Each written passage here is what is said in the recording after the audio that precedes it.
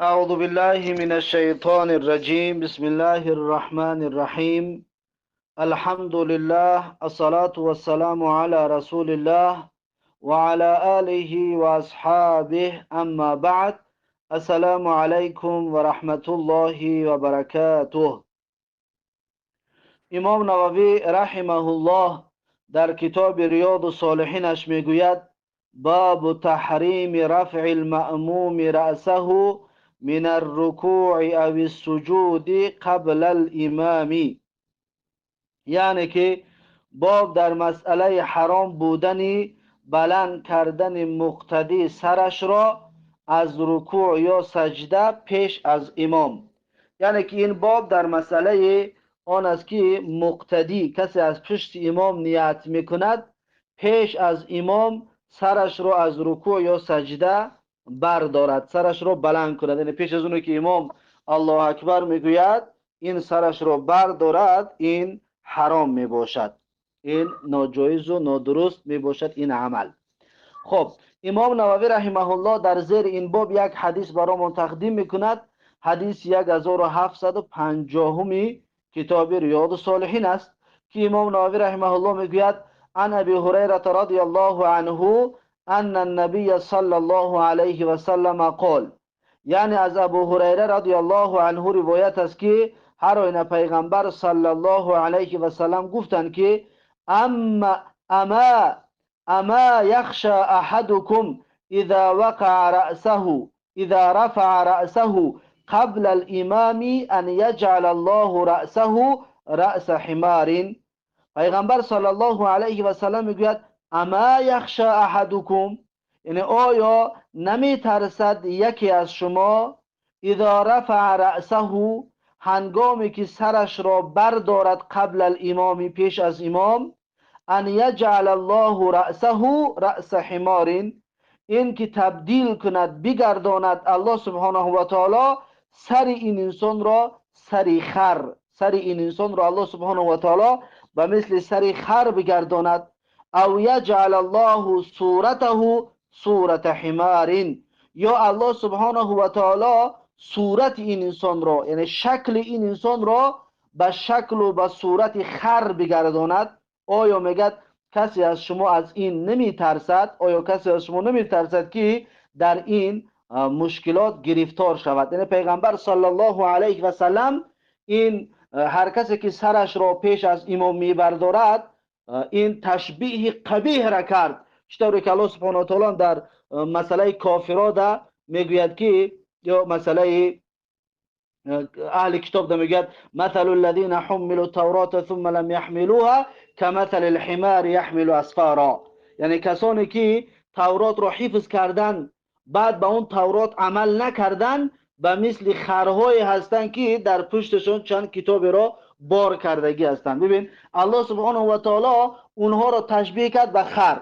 و پیغمبر صلی الله علیه و سلم همچنین کسانی که سرشون را پیش از امام میبردارد، اونها را میگوید که آیا نمی ترسید که الله سبحانه و تعالی سر شما را به مثل سر خرها بگرداند، یا صورت و شکل شما را به مثل شکل خر بگرداند. که این حدیث متفق علیه است. در دیگر احادیث پیغمبر صلی الله علیه و سلم مقتدی را، کسی که به امام اقتدا میکند، او را امر و فرمان میدهد که امام را چکار کند؟ پیروی بکند. زیرا که پیغمبر میگه: فاذا رکع فرکعوا، یعنی امام رکوع که رفت پس شما هم رکوع بروید. یعنی که اول امام میرود، به لحظه بعدش مقتدی رفتنش شروع میکنه. پیش از امام رفتن این در شریعت ناجایز و نادرست، حتی این تهدید هم شده است. حتی اگر که هر کس این کار را، مثلا تکبیر تحریمه را اگر پیش از امام تکبیر تحریمه را ببندد،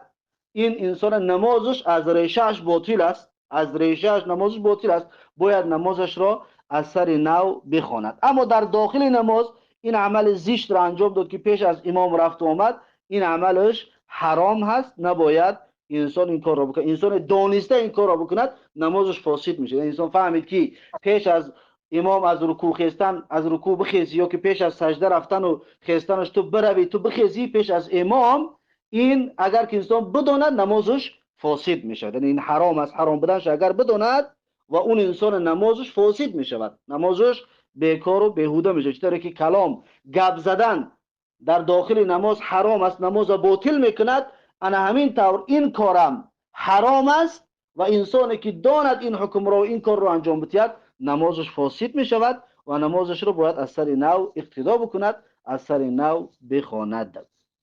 این بود این بابی که امام نووی رحمه الله گذاشته است، حرام بودنی برداشتن سرش برداشتن مقتدی سرش را از رکوع یا سجده پیش از امام. این باب همین به آخر رسید.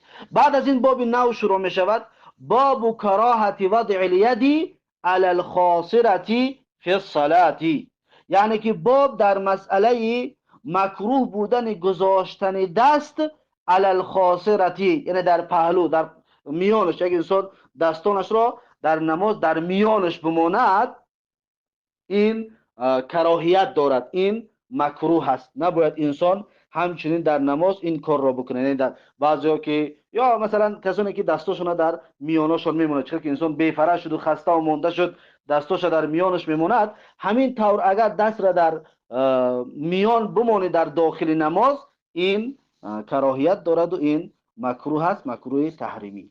خب امام نووی رحمه الله در زیر این باب یک حدیث برامون تقدیم میکند که این حدیث 1751 کتاب ریاض الصالحین است. امام نووی رحمه الله میگوید: عن ابی هریره رضی الله عنه ان رسول الله صلی الله علیه و سلم نهى عن الخصر فی الصلاة، یعنی که پیغمبر صلی الله علیه و ابو هریره رضی الله عنه میگوید که هر آن رسول الله صلی الله علیه و سلم منع کردن عن الخصر، یعنی و از گذاشتن دست ها در میان فی الصلاة، در نماز، که انسان دستاش در پهلوهایش بماند، در میانش بماند یا در کمرش بماند، این کار را رسول الله صلی الله علیه و سلم میگه منع کردگی است. و سبب منع کردن این کار چی است؟ سبب منع کردنش میگن که این فعل یهود است، این فعل یهود است که دستاشون در میان شده در کمرشون میماند. و بعضی میگن که این فعل شیطان است، شیطان ملعون همین صفت رو دارد با خودش. بعضی ها میگن که نه، دستا را در کمر ماندن این عادت و رفتار انسان‌های متکبر است، متکبرین این عمل را انجام میتن. از این حساب منع هست دستا را در کمر ماندن در نماز. بلکه اون چیزی که پیغمبر صلی الله علیه و سلم ما را یاد دادگی است برای دستا را در نماز در کجا بگذاریم، دست راست در بالای دست چپ گذاشته می شود، در بالای سینه، در بالای سینه دست راست در بالای دست چپ گذاشته می شود. اما بعضی هم که در بالای دیل میبرن میمانند دستاشون، یعنی دستاشون دست راست رو در بالای دست چپ مانده و برده در بالای دیل میماند، این هم دلیل ندارد، این هم جایز نمی باشد. این مسئله از پیغمبر صلی الله علیه و سلم چیزی وارد شدگی نیست. بلکه دستا رو در نماز گذاشتن بالای سینه است یا بالای ناف هست، اما زیر ناف هم دستا رو گذاشتن همچنین حدیثش ضعیف می باشد، یا که همچنین حدیث معتمد در این باره نیست که در زیر ناف دستا مانده شود. پس دستا در دو جا مانده میشه، بالای سینه و یا بالای ناف، از ناف بالا. اما پایان ناف یا دستا را در بالای دیل آورده موندن یا دستا را آویزان کردن، بعضی که دستاشون کشال میمونند در داخل نماز، اینها حدیثشان حدیثای معتمد نیستن، قابل قبول نمی باشند. خب این بود این باب که این حدیثش حدیث متفقون علیه می باشد. خب این بود باب مکروه بودن گذاشتن دستا در میان یا کمر در نماز، که دستان گذاشتن مکروه می باشد. بعد از این باب نو شروع می شود، باب کراهت الصلاة بحضرة الطعام و نفسه تتوقع الیه او مع مدافعة الاخبثین و هما البول والغائط. میگوید که باب در مسئله مکروه بودن نماز، باب کراهت الصلاة، یعنی باب در مسئله مکروه بودن نماز به حضرت الطعام، در حالی که طعام آماده است در نزد طعام، یعنی که طعام حاضر است، انسان میگه که و نفسه تتوقع الیه، یعنی که نفسش اشتیا دارد به وی، به اون طعام نفسش میکشد، یا که این انسان گشنه است، در این صورت در پیشش طعام باشد، نماز خواندن میگه کراهیت دارد. این یک مسئله. او مع مدافعت الاخبثین، یا فشار آوردن دو پلید و هما البول و الغایط. اون دو پلید چی است؟ یکمش پیشاب است و دویمش دشت کلان. اگر که انسان را دشت کلان یا پیشابش فشارش آورده سای، مجبورش کرده سای، در این صورت هم نماز خواندن کراهیت دارد و در این صورت هم نماز خواندن مکروه می باشد.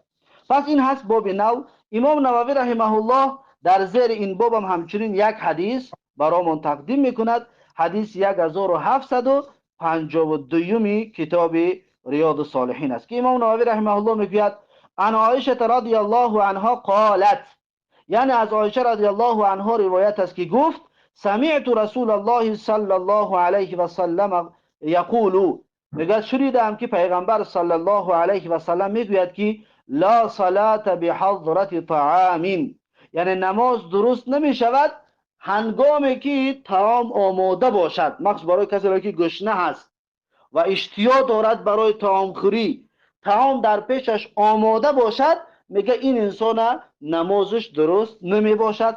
ولا و هو یدافعه الاخبثانی، و همچنین درست نمی باشد نماز انسانی که اون انسان را فشار آورده ایستاده است دو چیزی خبیث.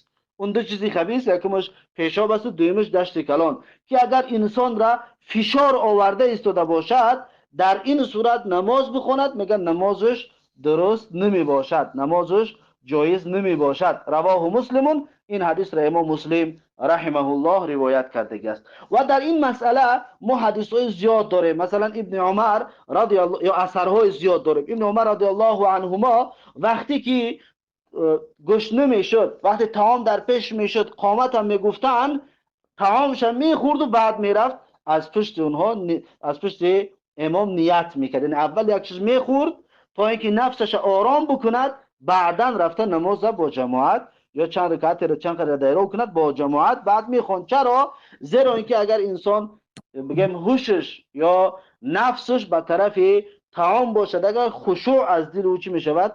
خشوع از دلش میرود. یا الله سبحانه و تعالی هم یا در مسئله اگر که اخبثین، یعنی که اون دو پلید اگر انسان را مجبور کرده ایستاده باشد، فشار آورده ایستاده باشد، اول انسان باید برود طهارت کند، بعد بیاد با طهارت نو نمازش را بخواند. حتی در این مسئله علما میگویند حالت شود که وقت خیلی کم است، یا که مثلا در مسجد رفتی، اگر طهارت کنی ببروی نماز جماعت فوت می شود و تو را طهارتت مجبور کرده ایستاده است، فشار آورده ایستاده است، پس تو باید چیکار کنی؟ با همون طهارت نماز بخونی، یا نماز جماعت هم دریو نکنی رفته طهارت نو کرده بیای، میگه رفته باید طهارت نو کرده بیاید.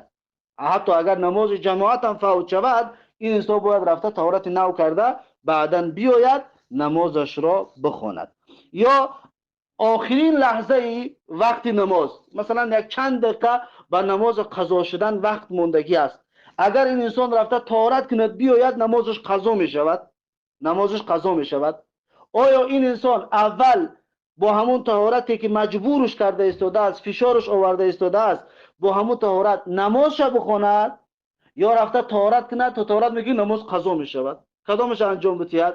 شیخ الاسلام رحمه الله میگوید که رفته طهارت کند و بعد بیاید نمازش را بخواند، اگر هرچند که قضا هم شود، اول طهارت میکند بعد میآید نمازش را میخواند. اما اکثر علما میگویند با همون طهارتی که مجبورش کرده ایستاده است، فشارش آورده ایستاده است، با همون نماز بخواند و قضا نکند. اما شیخ الاسلام رحمه الله میگوید که نمازش را رفته طهارت کرده بعد بیاید نمازش را بخواند، زیرا که پیغمبر صلی الله علیه و سلم منع کردگی است به این شکل نماز خواندن، یعنی که انسانی که طهارتش مجبورش کرده ایستاده است رفته نمازش را بخواند، پیغمبر صلی الله علیه و سلم منع کردگی هست. باید اول رفته طهارت نو کرده بعد بیاد، زیرا که الله هم میگه فاذا فرغت فانصب و الی ربک فرغب.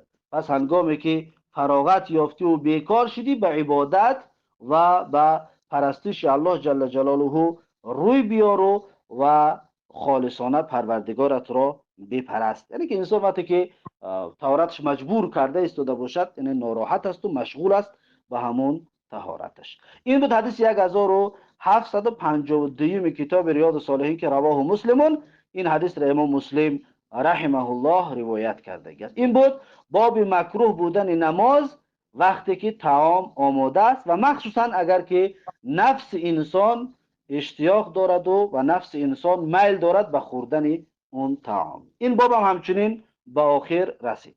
بعد از این باب نو شروع می شود، باب النهی عن رفع البصر الى السماء فی الصلاة. یعنی که باب در مسئله منع بودن برداشتن سر به طرف آسمان، یعنی که انسانی که به طرف آسمان نگاه میکند در داخل نماز، این را منع میکند شریعت و این عمل زشت است که انسان در داخل نماز باشد و به طرف آسمان نگاه بکند. پس امام نووی رحمه الله در زیر این باب هم همچنین یک حدیث برامون تقدیم میکند که این حدیث 1753 کتاب ریاض الصالحین است. امام نووی رحمه الله میگوید عن انس بن مالک رضی الله عنه قال، یعنی از انس بن مالک رضی الله عنه روایت است که گفت قال رسول الله صلی الله علیه و سلم، میگه رسول الله صلی الله علیه و سلم فرمودند که ما بال اقوام یرفعون ابصارهم الى السماء فی صلاتهم. پیغمبر میگفتن که ما بال اقوام، یعنی پیغمبر گفتن چرا گروهی از مردم حالشون این است که یرفعون ابصارهم الى السماء فی صلاتهم، یعنی می بردارن چشمهایشان را به طرف آسمان، یعنی به طرف آسمان نگاه میکنن در داخل نماز. پیغمبر میگوید که چرا برخی از مردم، قسمی از مردم حالشان این طور است که در داخل نماز به طرف آسمان نگاه میکند. فاشتد قوله، پس سخنان پیغمبر صلی الله علیه و سلم خیلی سخت شد. پیغمبر صلی الله علیه و سلم خیلی با شدت صحبت کرد فی ذلک، که در این موضوع، در موضوع انسان در داخل نماز سرش به یا که طرف آسمان نگاه کند. میگه پیغمبر صلی الله علیه و سلم را سخنش در این باره خیلی سخت شد. حتی قال، تا اینکه میگه پیغمبر صلی الله علیه و سلم گفتن که لینتهن عن ذلك او لتخطفن ابصارهم. میگه پیغمبر صلی الله علیه و سلم گفتن که لینتهن عن ذلك، یا که یعنی که حتما از این عمل شما باید باز ایستید. عن ذلك یعنی از همین کردار، از در داخل نماز به طرف آسمان نگاه کردن، حتما شما باید خودداری بکنید. او لتخطفن ابصارهم، یا پیغمبر گفت که ربوده می شود، گرفته می شود بیناییش شما، یعنی شما کور می گردید، یا همین عمل را ترک میکنید، یعنی در داخل نماز به طرف آسمان نگاه کردن را. اگر که ترک نکردید بدانید که بیناییش شما ربوده می شود، بیناییش شما از بین می رود، شما کور می گردید. رواه البخاری، و این حدیث را امام بخاری رحمه الله روایت کرده است. پس در این حدیث پیغمبر صلی الله علیه و سلم چقدر سخت در این باره صحبت میکند که انسان در داخل نماز به طرف آسمان نگاه بکند، غیر آسمان هم حتی به طرف چپ و راست بدون عذر، بدون حاجت اگر انسان نگاه بکند، بگن در نمازش کراهیت دارد، خوب نیست. بلکه انسان باید در وقت نماز خواندن جای سجدگاهش نگاه کند، در وقت اتحیات خواندن انگشت سبابش که میبردارد و انگشت سبابش باید نگاه بکند. و در حالت قیام می شود راستکی هم نگاه کردن جایز است، یعنی که راستکی کسانی که در پیشت است او را نگاه بکنه اگر جایز است، اما افضل ترک کردنش است. افضل این است که او ترک، فقط سجدگاه تا نگاه بکنی در داخل نماز. اما اگر که احتیاج پیدا شد به طرف راست و چپ، یعنی در جایی هستی که یگان صدای حیوان را شنید، یگان حیوان درنده را، برای تأکیدی که آیا حیوان به تو نزدیک شده است یا نشده است، طرف راست یا چپ اگر نگاه کنی و سینه‌ات و کندک سینه‌ات نگردد جایز است. فقط روت میگردونی به طرف راست یا به طرف چپ، آن طرفی که احتیاج به نگاه کردن داری. اما بگیم بدنت نباید از قبله طرف راست و چپ بگردد. اما اگر رود در حالت ضرورت اگر گردانده شود باکی ندارد، به خاطر ضرورت. این بود باب نهی، یعنی من بودن نگاه کردن به طرف آسمان در نماز. در نماز به طرف آسمان نگاه کردن منع می باشد. این باب همچنین با همین یک حدیث به آخر رسید. بعد از این باب نو شروع می شود، باب کراهت الالتفات فی الصلاة لغیر عذر، یعنی باب در مسئله نگاه کردن در نماز، یعنی این طرف آن طرف نگاه کردن در نماز به عذر. به عذر این طرف آن طرف نگاه کردن این کراهیت دارد و این مکروه می باشد. پس امام نووی رحمه الله در زیر این باب دو حدیث برامون تقدیم میکند. اولین حدیث این باب حدیث 1754 کتاب ریاض الصالحین است که امام نووی رحمه الله میگوید عن عایشه رضی الله عنها قالت، یعنی از عایشه رضی الله عنها روایت است که گفت سألت رسول الله صلی الله علیه و سلم عن الالتفات فی الصلاة فقال، میگوید که پرسیدم رسول الله صلی الله علیه و سلم را درباره این طرف و آن طرف در نماز نگاه کردن. فقال، پس میگه پیغمبر صلی الله علیه و سلم گفتن که هو اختلاس. پیغمبر میگه گفتن که این نوع از سرقت و ربودن و دزدی هست، یختلسه الشیطان من العبد، که این دزدی را انجام میدهد از بنده در نمازش شیطان. یعنی که شیطان می آید همین لحظه را، یا که همین به خاطر از دل اون انسان بردن خشوع این کار رو انجام میدهد که این انسان رو بگیم وقتش می دزدد، وقتش سرقت میکند، وقتش بگیم هوش به دیگر طرف میگیرد تا اینکه انسان به طرف راست یا به طرف چپ نگاه بکند. پیغمبر گفت که این نوع از سرقت است، نوع از سرقت است که این سرقت را کی در دل انسان می آورد؟ یختلسه الشیطان، یعنی که می دزدد این را، می رباید این را شیطان من صلات العبد، از نماز بنده. پس این طرف و آن طرف در داخل نماز نگاه کردن این یکی از وسوسه های شیطان و یکی از دزدی های شیطان است که انسان را میخواهد از عبادت دور بگرداند. رواه البخاری، و این حدیث را امام بخاری رحمه الله روایت کرده است. این بود حدیث 1754 کتاب ریاض الصالحین. بعد از این امام نووی رحمه الله حدیث 1755 کتاب ریاض الصالحین را میآورد، میگوید و عن انس رضی الله عنه قال، یعنی از انس رضی الله عنه روایت است که گفت قال لی رسول الله صلی الله علیه و سلم، حضرت انس میگوید که پیغمبر صلی الله علیه و سلم برایم گفت که ایاک والالتفات فی الصلاة، میگه گفتن که برحذر باش از این طرف و آن طرف نگاه کردن در نماز. وقتی در داخل نماز هستی برحذر باش و دور باش، این طرف آن طرف نگاه نکنی. فإن الالتفات فی الصلاة هلکتون، پیغمبر صلی الله علیه و سلم گفتن که پس هر آینه در داخل نماز این طرف و آن طرف نگاه کردن هلکتون، یعنی سبب هلاکت است. این سبب می شود که انسان هلاک می گردد به سببی در داخل نماز این طرف آن طرف نگاه کردنش. پس پیغمبر میگه فإن کان لابد، اگر که حالتی ده باشه که لابد باشد، یعنی دیگر چاره ای نداشته باشی، یعنی که حالتهای ضروری ده باشی که حتما باید نگاه بکنی، ففی التطوع لا فی الفریضه، پس میگه در نمازهای نافله این کار رو بکن، نه در نمازهای فرضی. در نمازهای فرضی این کار را نباید انسان بکند. اما اگر در نماز نافله باشد، میگه پس اگر که مجبور شدی و ناچار شدی، دیگر راه نباشد، یعنی ضرورت پیش آمد، پس این کار را در چه بکن؟ در نماز نافله، نه در نماز فرضی.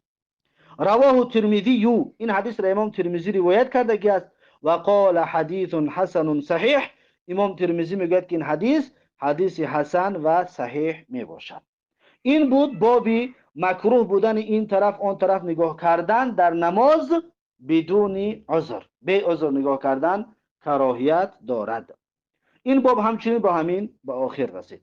بعد از این باب نو شروع می شود، باب النهی عن الصلاة الى القبور، یعنی باب در مسئله منع بودن نماز خواندن، عن الصلاة یعنی که از ادا کردن نماز، الى القبور یعنی به طرف قبرستان یا به طرف قبر.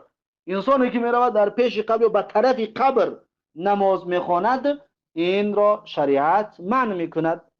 و امام نووی رحمه الله در زیر این باب یک حدیث برامون تقدیم میکند، حدیث 1756 کتاب ریاض الصالحین، که امام نووی رحمه الله میگوید عن ابی مرثد کناز ابن الحسین رضی الله عنه قال، یعنی از ابو مرثد کناز ابن حسین رضی الله عنه روایت است که گفت سمعت رسول الله صلی الله علیه و سلم یقول، میگوید که شنیدم رسول الله صلی الله علیه و سلم را که میگفت لا تصلوا الی القبور، پیغمبر میگفت نخوانید به طرف قبرستان نماز، یعنی نماز به طرف قبر نخوانید. لا تصلوا این نهی است، نهی دلالت میکند به تحریم، به حرام بودن. پس پیغمبر صلی الله علیه و سلم میگوید که شما به طرف قبرستان نماز نخوانید. ولا تجلسوا علیها، و همچنین ننشینید بر روی قبرها، در بالای قبرها هم رفته ننشینید. پیغمبر صلی الله علیه و سلم در این حدیث از دو چیز ما را منع میکنه، یکی به طرف قبرستان، به طرف قبر نماز خواندن، دوم در بالای قبر نشستن. رواه مسلم، این حدیث را امام مسلم رحمه الله روایت کرده است. این بود باب منع بودن ادا کردن نماز به سوی قبر. این باب به همین با آخر رسید.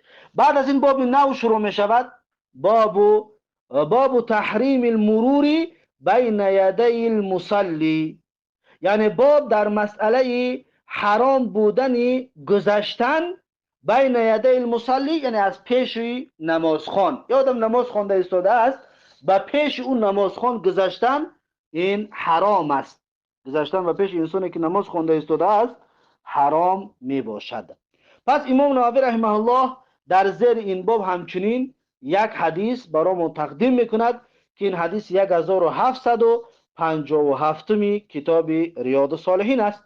امام نووی رحمه الله میگوید عن ابی الجهیم عبدالله ابن الحارث ابن السمتی الانصاری رضی الله عنه قال، یعنی از ابو الجهیم عبدالله ابن حارث ابن سیمه انصاری رضی الله عنه روایت است که گفت قال رسول الله صلی الله علیه و سلم، میگه رسول الله صلی الله علیه و سلم فرمودند که لو یعلم المار بین یدی المصلی ماذا علیه، پیغمبر میگوید که اگر که میدونست کسی که از پیش نمازگزار میگذرد ماذا علیه، یعنی به این کاری کرده است چقدر گناه گرفته است، یعنی که انسان هایی که به پیش نماز میخواندگی ها میگذرند اگر میدانستند که این چقدر عذاب دارد، لکان ان یقف 40 خیرا له من ان یمر بین یدیه.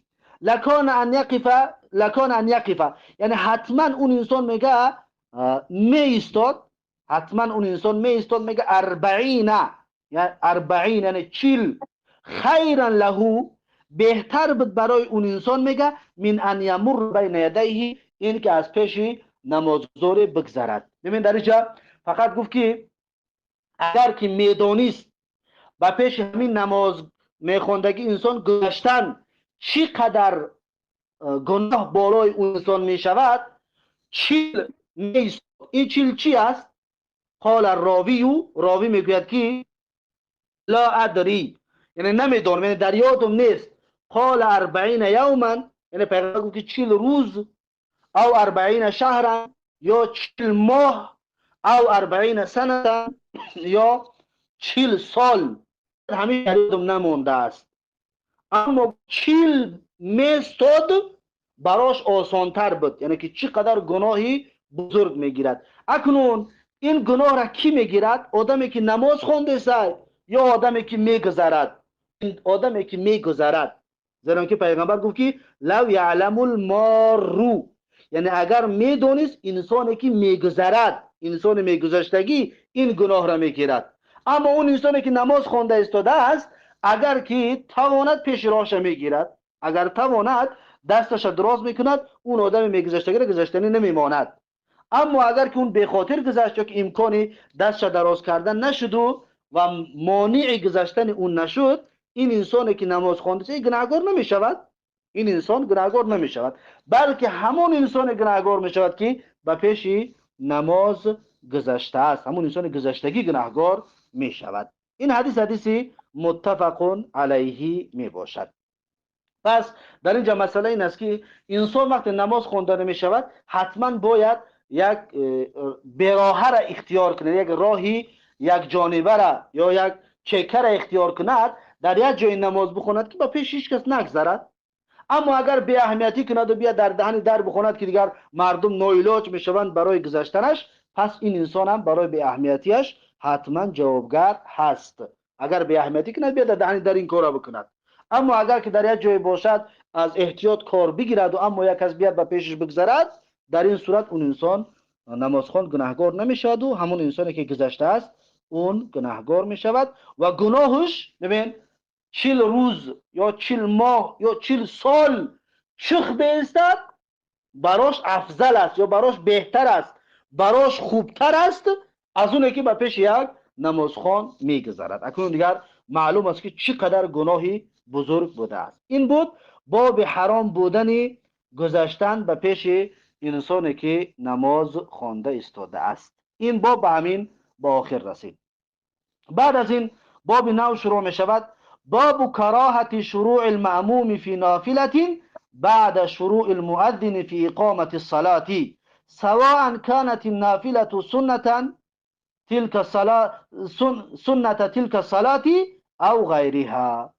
میگه که باب در مسئله مکروه بودنی، باب کراهت شروع المأموم فی نافلة، یعنی باب در مسئله مکروه بودن آغاز کردن مأموم نافله را، یعنی کسی که مقتدی است، کسی که از پشت امام نیت میکند، این انسان نماز نافله را شروع بکند بعد شروع المؤذن فی اقامت الصلاة، بعد از اونه که مؤذن قامتگویی را شروع میکنه. یعنی مؤذن قامت شروع کرد، یک از خست در آدن نیت کرد برای نافله خوانی. سواء کانت النافله سنة تلك الصلاة او غیرها، یعنی چی؟ یعنی فرق نمی کند که اون نافله سنت همون نماز باشد یا دیگر نافله باشد. مثلا در نماز پیشین یک آدم در مسجد در آمد که قامت گفتن شروع کردن، این انسان نافله شد نباید، یعنی که بگیم همون سنت پیش از پیشینه خواندن نباید شروع نکند، برود قطعی مردم نماز فرضی را آغاز کند و نماز فرضی را شروع بکند. یعنی که این نافله که این سنتی که پیش از فرض هست این را بگذارد برای بعد فرض، بعد میخواندش. اما اگر همین کار را بکند این مسئله چی است؟ این مکروه است، کراهیت دارد این کار را انجام دادن. خب امام نووی رحمه الله در زیر این باب همچنین یک حدیث برامون تقدیم میکند که حدیث 1757 کتاب ریاض الصالحین است. حدیث 1758 کتاب ریاض الصالحین است. امام نووی رحمه الله میگوید عن ابی هریره رضی الله عنه عن النبی صلی الله علیه و سلم قال، یعنی از ابو هریره رضی الله عنه روایت است از پیغمبر صلی الله علیه و سلم که گفتند، پیغمبر صلی الله علیه و سلم گفتند که اذا اقیمت الصلاة، یعنی هنگامی که قامت نماز برپا شد، یعنی نماز برپا شد و نماز قامتش گفته شد، فلا صلاة الا المکتوبه، پس درست نیست نماز خواندن الا المکتوبه، مگر اینکه نماز فرضی. فلا صلات الا المکتوبه، پس هیچ نماز دیگری را خواندنش درست نیست مگر اینکه نماز فرضی که برای اون قامت گفتن، باید نماز فرضی را ادا بکند. دیگر هر نماز دیگری که باشد خواندن براش کراهیت دارد و کراهیت تحریمی یا کراهیتی که انسان باید دست بکشد از این عمل را انجام دادن. یعنی که یگان نماز نافله نخواند، بیاد نماز چرا شروع کند، نماز فرضی را با مردم آغاز بکند و شروع بکند. اما این در مسئله کسی است که آمد قامت گفتند، بعدش کراهیت دارد نماز نافله یا نماز سنتی که برای اون نماز هست او را خواندن. اما کسی که خوانده است بود، یعنی در حالت خواندن بود قامت گفتند، این چیکار بکند؟ حالتی که نماز نافله را خوانده است، نیت کرده بود، بعد نیت یا رکعت در رکعت خوانده بود یا رکعت خوانده بود که بعد قامت گفتند، این انسان چیکار بکند؟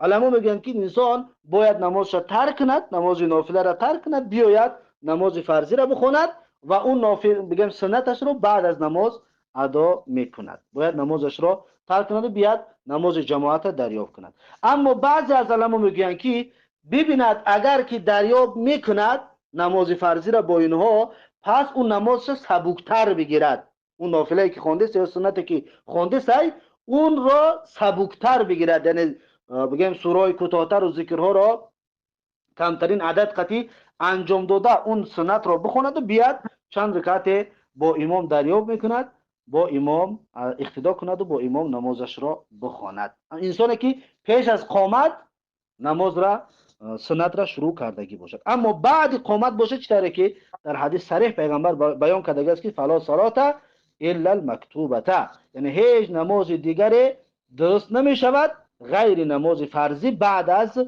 قامت را گفتن. رواه مسلمون، این حدیث را امام مسلم رحمه الله روایت کرده است. پس این بود باب مکروه بودن شروع کردن مقتدی نافله را بعد از قامت را گفتن. فرقی ندارد که اون نافله یعنی سنتی همون نماز باشد یا غیر اون سنت دیگر هر چیزی دیگر باشد، این فرقی ندارد.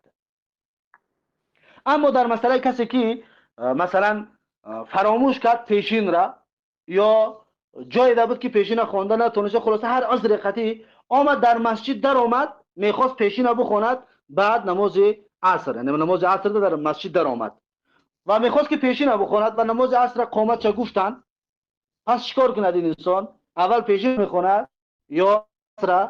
میگه این انسان از پشت همون امام نیت میکند، امامی که عصر خوانده ایستاده است از پشت همون نیت میکند اما نمازی پیشین نیت میکند، از پشت همون نیت میکند نمازی پیشین را. او امام نمازی عصر میخواند، این مقتدی چی میخواند؟ نمازی پیشین میخواند. این جایز و درست است، در سنت این ثابت است. پس این کار را انجام میدهد بعد از اون که فرض خواندن یعنی عصر خواندن او عصر خواندن این پیشین خلاص کرد، بعد از اون میخریزد عصر خودش به تنهایی میخواند اگر هیچ کس نباشد. اگر جماعت دیم باشد کسی دیگر بعد بیاید میتوند که با اون نماز عصر باز با جماعت ادا بکند. خب این بود این باب، به همین این باب با آخر رسید. بعد از این باب نو شروع می شود، باب کراهتی تخصیص یوم الجمعه بصیام او لیلته بصلاه، یعنی که باب در مسئله مکروه بودن خاص قرار دادن روز جمعه برای روزه گرفتن.